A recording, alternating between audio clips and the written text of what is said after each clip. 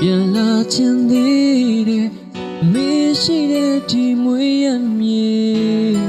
ဆန္ဒဘဝလေးပြည့်ရဲ့အားဖြင့်လို့ပြန်လာမလဲလွမ်းစရာချွေတန်စင်တီးပွဲကျွန်တော်လွမ်းလျက်ပါအမေဒီမှာမိကိုလေးနေတိုင်းဦးချ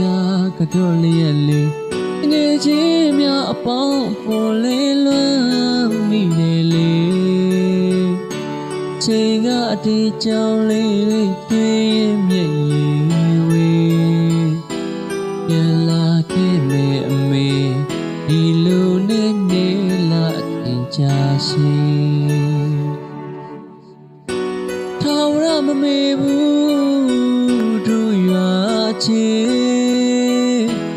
ရေမမြဲတဲ့လွမ်းကနေ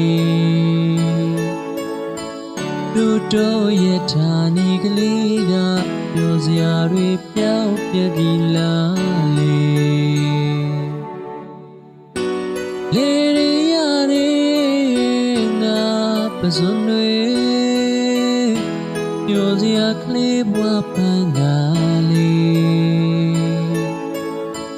မိုးရွာချိန်ကလေးဆိုမြမလေးလွမ်းစေ